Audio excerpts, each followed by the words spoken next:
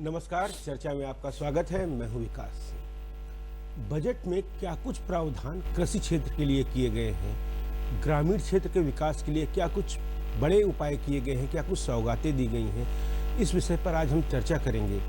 चर्चा में आज हम जानेंगे कि बजट 2021 में गांव के विकास के लिए, किसानों के विकास के लिए, कृषि के विकास के लिए क्या कुछ नया मिला है, किस तरीके से बदलाव होगा। आज हमारे साथ बहुत ही खास मेहमान है इस चर्चा में चर्चा करने के लिए।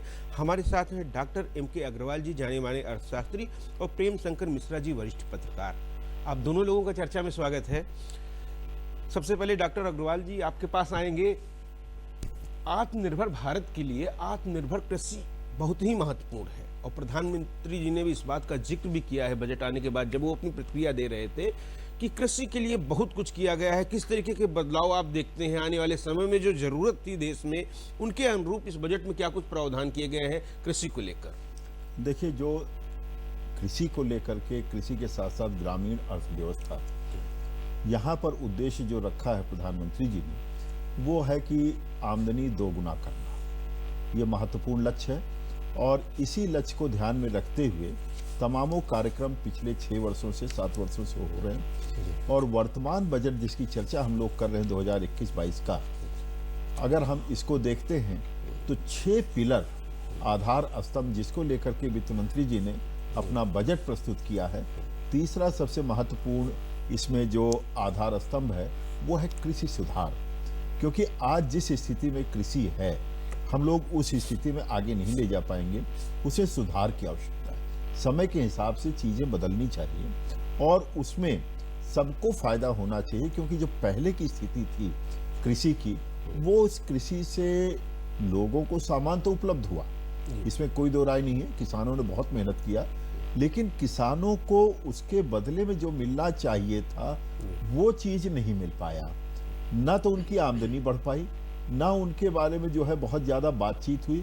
एक यथास्थिति में, जड़ता में उनको छोड़ दिया गया था। तो उससे बाहर निकालने के लिए कि कैसे हम कृषि को आगे ले जा सकते हैं, उसको करते हुए ये सब प्रयास किए गए हैं। और अगर मैं कहूँ तो कृषि को अब व्यापक रूप में देखा जा रहा है, विविधीकरण की तरफ ले जाया जा रहा है, क्योंकि सुधार के क्या पैमाने हैं वो भी मैं बताता हूँ। विविधीकरण यानी कि हम केवल गेहूं, चावल और दाल तक सीमित ना रहें, हम अन्य फसलों की तरफ बढ़ें।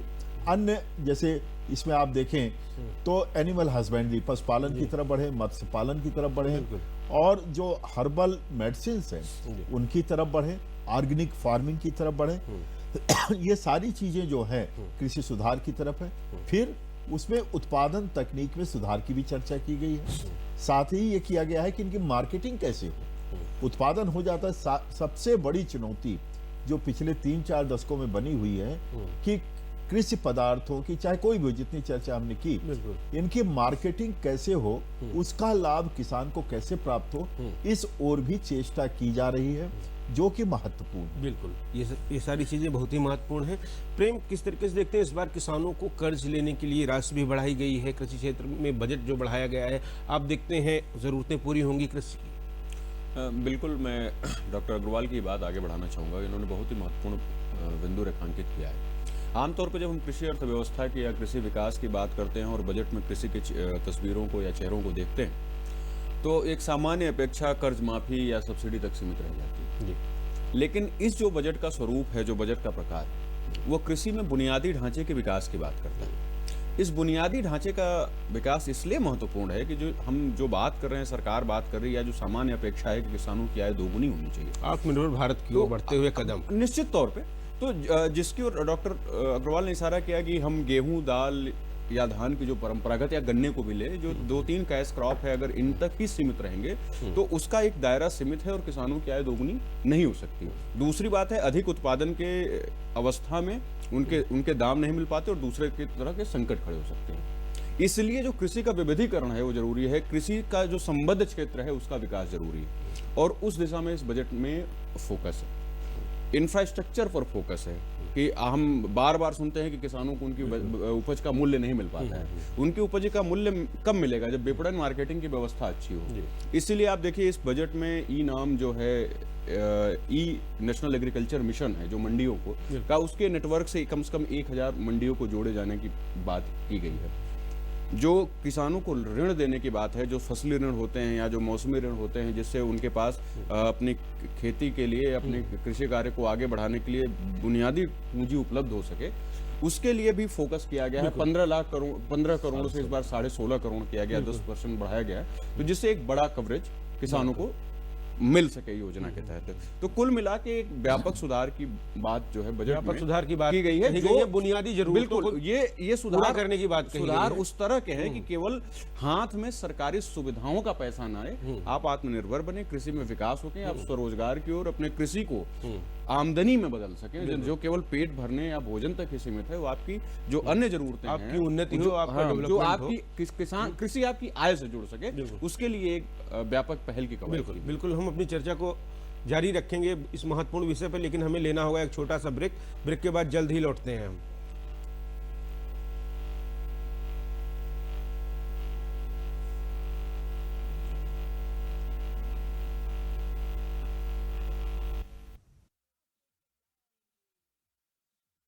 सीमा, सीमा, उठो।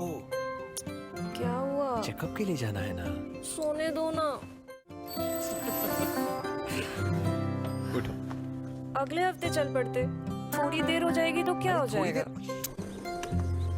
देखा, इसलिए जरूरी है टाइम का ख्याल रखना।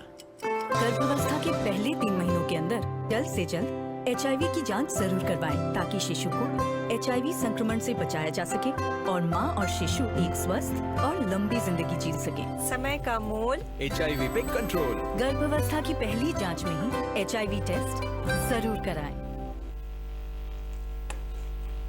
डॉक्टर अग्रवाल जी, कृषि क्षेत्र की जो बुनियादी जरूरतें हैं, आधारभूत जरूरतें हैं, उनको लेकर सरकार ने इस बार सेस लगाया हुआ है, उपकर लगाया हुआ है। उसे सरकार का कहना है कि इससे जो भी बुनियादी जरूरतें होंगी वो पूरी की जाएंगी। लेकिन एक बहुत ही खास बात रही कि इसका अतिरिक्त बोझ जनता पे नहीं डाला गया है। वो सरकार अपने करों को कम करके उससे भरपाई करेगी उसकी। किस तरीके से देखते हैं आप कि कितना बड़ा ये जो कदम होगा? कृषि का विकास करना है, वो जैसे प्रेम शंकर जी ने बहुत अच्छी बात कही कि सब्सिडी वाला दौर गया, या हम उनको थोड़ी बहुत फौरी राहत दे दें, वो आत्मनिर्भरता की ओर नहीं ले जा सकते। तो जो सेस की बात है, सेस की एक विशेषता मैं सबको क्लियर कर दूं, सेस वो होता है जो किसी खास मकसद के तहत लगाया जाता है। यहाँ पर यदि हम लगा रहे हैं खास मकसद से, तो इससे जो भी वसूली होगी वो केवल कृषि के विकास पर ही खर्च किया जा सकता है, अन्यत्र 1 रुपए भी खर्च नहीं किया जा सकता। यानी कि एक कमिटेड फंड वहां के लिए आ रहा है। अब वहां आवश्यकता क्या है? देखिए, ट्रांसफॉर्मेशन क्या है? कृषि की 2-3 बड़ी महत्वपूर्ण चुनौतियां हैं। एक महत्वपूर्ण चुनौती क्या है कि उत्पादन लागत बहुत बढ़ गई है। जैसे आप पानी देखें, 20 फीट वाला पानी पिछले 30-40 साल में 200-300 फीट चला गया है। ठीक, जो उपज हमको लेनी थी उसके लिए यूरिया, आजकल यूरिया खाद का मतलब यूरिया पर्याय बन गया है, तो उससे जो है हमारी जमीन भी बंजर हो रही है और लगातार यूरिया की मात्रा बढ़ती चली जा रही है, पेस्टिसाइड्स बढ़ रहे हैं। तो अब यहाँ पर देखिए, सोलर पंप पर विशेष ध्यान है। जो क्लीन एनर्जी की बात करी है प्रधानमंत्री जी ने इस बजट के माध्यम से, तो क्लीन एनर्जी होगा तो इससे निश्चित तौर पर कृषि की लागत घटेगी, उत्पादन लागत घटेगी। दूसरा, हम ऑर्गेनिक की तरफ भी बढ़ रहे हैं। तीसरा, यदि हम देखें, बहुत अनटैप्ड हमारे यहाँ इस्तेमाल हो रहा है। जैसे मत्स्य पालन हमारे यहाँ के बहुत ही ज्यादा पोटेंशियल वाला, क्षमता वाला एक क्षेत्र है जो छूटा हुआ था। उस पर अगर देखें तो 5 महत्वपूर्ण उन्होंने हार्बर साउथ इंडिया में, उन्होंने कोस्टल एरिया में डेवलप किया। इसके एक्सपोर्ट की तमाम हैं और जबरदस्त तरीके से रोजगार होगा। यानी कि जहां जैसी आवश्यकता वहां वैसा उस तरह का इंफ्रास्ट्रक्चर डेवलप करना। दूसरा, अब महत्वपूर्ण बिंदु यह आता है, किसानों को जानकारी कैसे हो।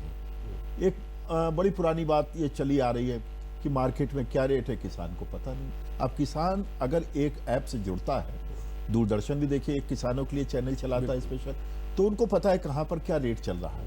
अगर ई मंडी है, जिसकी ओर अभी बहुत स्पष्ट रूप से बताया प्रेम शंकर जी ने, तुरंत आज मान लीजिए दाम बढ़ा, जैसे शेयर बाजार के लोग क्या करते हैं, कल 150 का शेयर था, आज 180 का हो गया, लोग तुरंत बेच लेते हैं 2 सेकंड में। उसी तरह से इनाम जैसे बढ़ाते चले जा रहे हैं।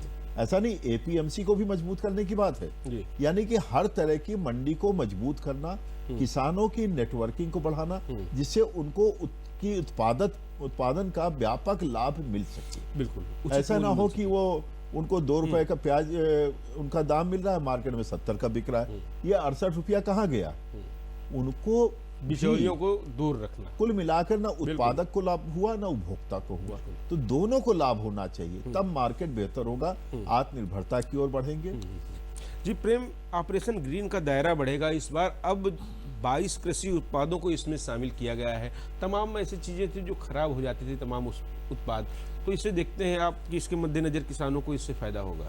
बिल्कुल, ये जो योजना है ऑपरेशन ग्रीन योजना, ये लॉकडाउन के दौरान किसानों की जरूरतों को ध्यान में रखते हुए की गई थी, और उसमें अभी तक आलू, टमाटर और प्याज ही शामिल था। लेकिन हम जानते हैं कि अगर आप पूरा जो सब्जी है या सब्जी के साथ साथ आप जो डेयरी के उत्पाद हैं या जो पशुधन या मत्स्य के उत्पाद हैं, तमाम ऐसे उत्पाद हैं जो बहुत ही जल्दी खराब हो जाते हैं, और ये कृषि से जुड़ा हुआ एक बड़ा क्षेत्र है। तो अब इसमें जो 22 फसलें शामिल हो जाएंगी, 22 नए उत्पाद शामिल होंगे, तो उसका एक निश्चित तौर पे व्यापक फायदा है। इस योजना की सबसे बड़ी विशेषता ये है कि जिस क्षेत्र में जिस फसल की विशिष्टता होती है, अगर उस क्षेत्र में ट्रांसपोर्टेशन के लिए, वहाँ पे भंडारण के लिए वो सब्सिडी देती है, प्रोत्साहित करती है। तो अब ऐसे में जो किसानों की कच्ची फसलें हैं, जो 1 दिन 2 दिन में जल्द खराब होने वाली फसलें हैं, उनको निश्चित तौर पर उनका संरक्षण हो सकेगा। वो ज्यादा दिन तक 4 दिन, 6 दिन, 7 दिन, 8 दिन, 10 दिन तक अगर उसका भंडारण होगा, तो उस पर उनको निश्चित तौर पे उसका बेहतर मूल्य मिल सकेगा, और जो फसल खराब होने के नाते घाटा होता था, जो सब्जी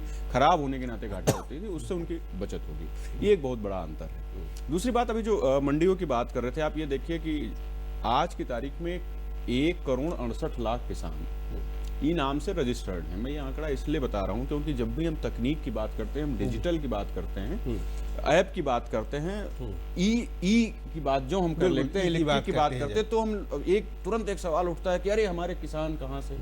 हमें ये किसानों को इतना बुनियादी समझ से दूर समझना बंद करना होगा। वो बड़े आराम से वो ऐप चलाना, डिजिटल चलाना जानते हैं, और करीब 1 करोड़ 68 लाख किसानों का पंजीकरण ये बताता है। इसको बड़े पैमाने पर विस्तार दिए जाने की तैयारी है। महत्वपूर्ण बात यह है कि जो किसान सम्मान निधि किसानों को दी जा रही है, उसका भी दायरा करीब 40% और बढ़ाए जाने की तैयारी है। तो एक व्यापक कवरेज किसानों के लिए होगा। वो छोटी सी जो धनराशि है वो लघु सीमांत किसानों के लिए, भूमिहीन किसान जो बधिया बटैया पे खेती करते हैं, उनके लिए बेसिकली वो इनपुट कास्ट का काम करती है। उनके लिए उस बहुत बड़ी जरूरत है। एक सामान्य खेती के समय जो उनकी बीज की या उन्हें एक संबल प्रदान करती है, वो पूरी कर देती है। बिल्कुल, ये एक बड़ा फायदा उसका भी होगा। बिल्कुल, इन सब फायदों पे आगे हम चर्चा करेंगे, लेकिन हमें लेना होगा एक छोटा सा ब्रेक। ब्रेक के बाद हम जल्द ही लौटते हैं चर्चा में। सीमा, सीमा, उठो। क्या हुआ? चेकअप के लिए जाना है ना। सोने दो ना। उठो।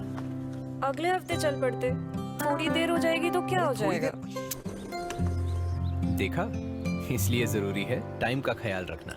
गर्भावस्था के पहले 3 महीनों के अंदर जल्द से जल्द HIV की जांच जरूर करवाएं, ताकि शिशु को HIV संक्रमण से बचाया जा सके और माँ और शिशु एक स्वस्थ और लंबी जिंदगी जी सके। समय का मोल HIV पे कंट्रोल। गर्भावस्था की पहली जांच में ही HIV टेस्ट जरूर कराएं। डॉक्टर अग्रवाल जी, इस बार बजट में वित्त मंत्री ने MSP के प्रति अपनी प्रतिबद्धता जाहिर की है और APMC को और सशक्त बनाने की बात कही। उन्होंने सिलसिलेवार आंकड़े भी दिए कि 12-13 में क्या था और लगातार किस तरीके से MSP पर सरकार में काम किया गया, और सरकार का एक बड़ा जो है कोष किसानों के लिए दिया गया। देखिए, MSP क्या है, अगर हिंदी में मैं इसको समझाऊं, न्यूनतम समर्थन मूल्य। इसका जो ओरिजिनल उद्देश्य था वो था कि किसानों की अपनी लागत कम से कम वसूल हो जाए, उनको घाटा ना हो, इसलिए न्यूनतम समर्थन मूल्य था। अगर उससे कम पर मार्केट में बिक रहा है तो यहाँ सरकार को बेच ली। लेकिन इधर 6-7 सालों में बड़ा महत्वपूर्ण परिवर्तन, MSP का कॉन्सेप्ट ही बदल गया है। अगर इस आंदोलन को भी देखें तो MSP को लेकर के लोग लालायित हैं। 3 तरह से आप देखिए MSP में परिवर्तन हुआ है, जिसकी ओर वित्त मंत्री जी ने कहा है। नंबर 1, जी। एमएसपी के अंतर्गत दरें बढ़ी है बहुत तेजी से, 1.5 गुना करने का प्रस्ताव है। 1.5 गुना पीछे का नहीं, उनकी लागत का 1.5 गुना करने का प्रस्ताव है, जिससे वो वापस उनको लाभ मिल सके। नंबर 1। नंबर 2, किसान जो इसके तहत बेचते थे उनकी संख्या में काफी बढ़ोतरी हुई। मैं आंकड़ों में नहीं जा रहा हूं, आंकड़े बिल्कुल, सबके पास बिल्कुल। आंकड़े हैं। सबके पास तीसरा हैं। सबसे महत्वपूर्ण विषय यह है कि जितनी खरीदारी होती थी उस खरीदारी में बहुत तेजी से वृद्धि हो रही है, जिससे किसानों को उसका मिल रहा है, लाभ मिल रहा है और आसानी से वो बेच पा रहे हैं। अब मैं बताता हूं एमएसपी के जो इसमें क्वालिटेटिव चेंज आया, महत्वपूर्ण गुणात्मक परिवर्तन आया। यदि 1.5 गुना किया जाता है लागत का, तो अब एमएसपी का कॉन्सेप्ट ही बदल गया। जो मूल कॉन्सेप्ट हम लेकर के चले थे, यानी कि एक लाभ, अब ये इसको मत कहिए न्यूनतम समर्थन मूल्य, अब इसको कहना चाहिए लाभकारी समर्थन मूल्य है। तो इसका कॉन्सेप्ट बदलता चला जा रहा है। लेकिन फिर भी मैं कहूंगा कि सरकार की एक मर्यादा है। पूरे किसानी के होने वाले फसलों को सरकार नहीं खरीद सकती। यदि सरकार खरीदती है बहुत एक निश्चित उसके बाद, तो निश्चित तौर पर अर्थव्यवस्था पर उसके विपरीत प्रभाव पड़ेगा। बहुत दिनों तक वो नहीं चल पाएगा। इसी बीच सरकार की जो रणनीति में बार बार कह रहा हूं, ये है कि छोटे किसान, मझोले किसान या बड़े किसान अपनी फसल को आवश्यकता अनुसार परिवर्तित करें। कोई आवश्यकता नहीं है कि हम केवल गेहूं धान करें।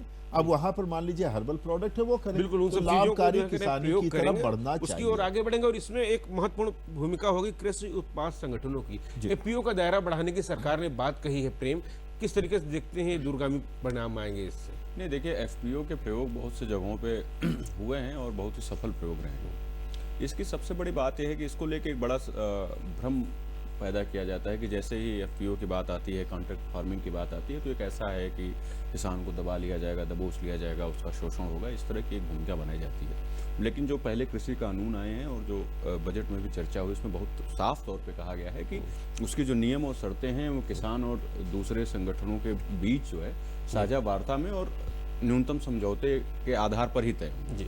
जो एफपीओ का कॉन्सेप्ट है, इसमें सबसे बड़ी बात, इसका सबसे बड़ा फायदा ये मिलता है कि अब हम जैसे उत्तर प्रदेश की ही बात करें, हमारे 86% किसान लघु और सीमांत किसान हैं, छोटे किसान हैं।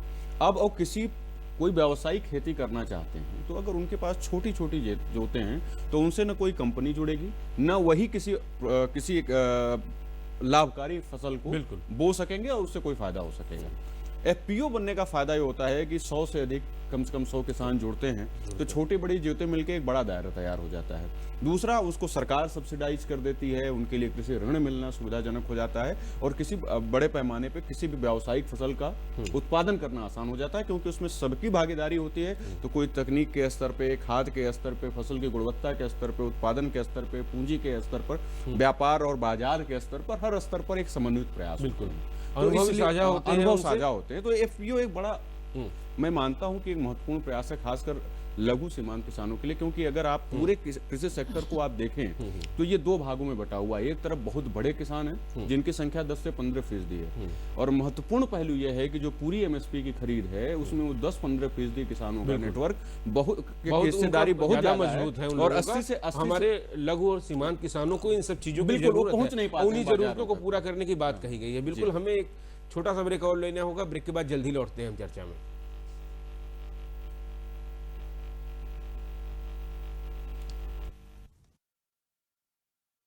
सीमा, सीमा, उठो, क्या हुआ? चेकअप के लिए जाना है ना। सोने दो ना।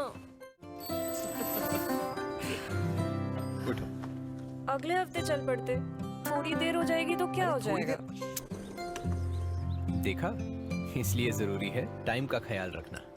गर्भावस्था के पहले 3 महीनों के अंदर जल्द से जल्द HIV की जांच जरूर करवाएं, ताकि शिशु को HIV संक्रमण से बचाया जा सके और माँ और शिशु एक स्वस्थ और लंबी जिंदगी जी सके। समय का मोल HIV पे कंट्रोल। गर्भावस्था की पहली जांच में ही HIV टेस्ट जरूर कराएं। डॉक्टर अग्रवाल, कृषि के साथ साथ उससे जुड़े जो काम है, पशुपालन हुआ, मछली पालन हुआ, इन सबको बढ़ाने पर खास प्रावधान किए गए हैं। साथ ही साथ यहाँ के जो लोकल हैं, काटन कृषक हैं उनके लिए इस बार आयात में जो वृद्धि की गई है, तो घरेलू जो हमारे किसान हैं उनको उसका उचित मूल्य मिल सके, वो अवसर मिल सके, आप देखते हैं उससे ज़्यादा उनको सुगमता होगी आने वाले समय में। इन सब चीज़ों को ध्यान में रखा गया था। जी, और इसीलिए जैसे आप कह रहे हैं, तो उससे क्या होगा कि किसानों को एक्सपोर्ट करने की भी इसमें काफ़ी सहूलियत है, इनाम के माध्यम से या अदरवाइज एक्सपोर्ट फैसिलिटी भी है। कॉटन के बारे में विशेष हुआ कि इंपोर्टेड कॉटन पर कस्टम ड्यूटी बढ़ा दी गई, जिससे कि हमारे जो घरेलू कॉटन है उसकी मांग बढ़ सके और उनको उसका लाभ मिल सके। एक बात ये हो गई। दूसरा, मत्स्य पालन की जो बात कही है, हमारे यहाँ अपार संभावनाएं हैं। पशुपालन, मत्स्य पालन और पशुपालन को हम लोग केवल दूध तक सीमित ना रखें। पशुपालन का जो अब नया एक पैमाना तैयार हो रहा है, इंटीग्रेटेड, यानी कि उनका जो है गौमूत्र हो तो, गोबर हो तो, ऑर्गेनिक फार्मिंग की तरफ ले जाना, जिससे कॉस्ट कम हो। देखिए, किसानी की सबसे बड़ी वर्तमान किसानी की समस्या क्या है? कॉस्ट लगातार बढ़ती चली जा रही है। किसान उस इनपुट का कॉस्ट नहीं दे पा रहा है। उसके स्वास्थ्य पर क्या प्रभाव पड़ रहे हैं, जमीन क्या कैसे बंजर हो रही है और कैसे उर्वरा शक्ति कमजोर हो रही है, या पर्यावरण नष्ट हो रहा है, वो तो हो ही रहा है, लेकिन इसके साथ साथ ग्रामीण अर्थव्यवस्था पर भी कुठाराघात हो रहा है। तो यदि किसानी बेहतर होगी तो वहां पर वो इंटीग्रेट करके अपने स्टार्टअप्स लगा सकते हैं छोटे मोटे। क्योंकि मैं बताऊं कि जो किसानों की आय दोगुना करना है, उसमें दो बातें बड़ी महत्वपूर्ण है। एक, किसानों के अपनी उपज का लाभ बेहतर मिलना। दूसरा, जो गैर कृषि कार्यों से उनको लाभ होता है, उन गैर कृषि कार्यों को और तेजी से बढ़ाना। यदि आप देखें तो ग्रामीण अर्थव्यवस्था में जो बुनियादी सुविधाएं काफी हद तक बढ़ा दी गई हैं, लेकिन कृषि की बुनियादी सुविधाएं अभी बाकी हैं। और इस बजट के साथ साथ एक चीज महत्वपूर्ण जो है, क्योंकि ये राज्य का विषय है, तो राज्यों को बढ़कर के आना होगा। राज्य अपनी जिम्मेदारी को और बखूबी निभाएं, इसलिए इसके प्रेरणा का काम करेगा। मुझे लगता है इसका लाभ राज्य जरूर उठाएंगे। बिल्कुल प्रेम, अनेक सौगातें दी गई हैं। अगर सूक्ष्म सिंचाई योजना की बात करें तो 5,000 करोड़ रुपए अतिरिक्त दिए गए हैं। ग्रामीण विकास की जो बुनियादी ढांचे के लिए 40,000 करोड़ का इंतजाम किया गया है। साथ साथ स्वामित्व योजना, जिसे हम इसलिए ये बात कर रहे हैं कि अगर आप गांव में हैं तो गांव के विकास को भी डेवलप करेंगे, जहां किसान रहता है उसको मजबूत करने के लिए ग्रामीण विकास पर भी खासा जोर दिया गया है। देखिए, ग्रामीण विकास का बजट पिछले साल की अपेक्षा करीब 25% बढ़ाया गया है। पिछली बार 30,000 करोड़ का बजट था, इस बार 40,000 करोड़ का बजट है। ग्रामीण भारत पर केंद्र सरकार का लगातार फोकस रहा है, और आप चाहे कृषि या संबद्ध योजनाओं की जो भी आप बात कर रहे हैं, इसका सीधा असर पूरी ग्रामीण अर्थव्यवस्था पे, ग्रामीण विकास पर ही पड़ता है। क्योंकि अगर आय बढ़ेगी तो वहाँ के इंफ्रास्ट्रक्चर में निश्चित तौर पर सुधार होगा। आपने स्वामित्व योजना की ओर की इशारा किया, ये बहुत ही महत्वपूर्ण योजना है। अभी तो उत्तर प्रदेश दायरा बढ़ा दिया गया है। 6 राज्यों में कुछ जिलों तक लागू है और 5-6 राज्यों में है। अभी पायलट प्रोजेक्ट के तौर पे किया गया था और काफी अच्छे परिणाम मिले। तो इसका दायरा बढ़ेगा निश्चित तौर पे, आगे चल के सारे राज्य इसमें शामिल होंगे। ये इसलिए महत्वपूर्ण है क्योंकि हम आप सब कहीं न कहीं गाँव और तमाम उन स्थानों से जुड़े हुए हैं। स्थिति ये होती है, गरीब लोग होते हैं और खासतौर से उनमें लोग हैं जिनके पास कुछ नहीं होता है, दिखाने के लिए कुछ नहीं होता है, उनकी एक हैसियत तो होगी। ये सबके लिए देखिए, स्वामित्व योजना इसलिए महत्वपूर्ण है कि केवल ये अर्थतंत्र के लिए महत्वपूर्ण ही नहीं है, ये किसी भी राज्य की कानून व्यवस्था के लिए इसका बहुत बड़ा रोल है। सौहार्द के गांव में नाली पानी के विवाद, खेत खलिहान के विवाद, घर घरौनी को लेके इतने विवाद होते हैं, लेकिन स्वामित्व योजना में क्या होगा कि आपके पास हर उस कागज, आपकी जमीन के हर एक टुकड़े का कागज होगा। उसको अगर आपको बैंक लोन लेना है उसमें मदद मिल सकेगी। तो निश्चित तौर पे स्वामित्व योजना अपने आप में जब लागू हो गई, पूरे मूल भाव में लागू होगी, तो ग्रामीण क्षेत्र में एक बड़ा व्यापक परिवर्तन। बिल्कुल तमाम उपाय किए गए हैं जिनसे ग्रामीण विकास और कृषि क्षेत्र को और ज़्यादा उन्नति हो, वहाँ डेवलपमेंट हो। आज इस महत्वपूर्ण विषय पर आप लोगों ने चर्चा में भाग लिया, इसके लिए आप लोगों का बहुत बहुत आभार। और इसी उम्मीद के साथ आज के कार्यक्रम में कि आने वाले समय में हमारे किसान और उन्नति करेंगे, कृषि क्षेत्र में और ज़्यादा डेवलपमेंट होगा और जो ग्रामीण विकास है उसका दायरा और बढ़ेगा। हमारे कार्यक्रम में आज के बस इतना ही। नमस्कार।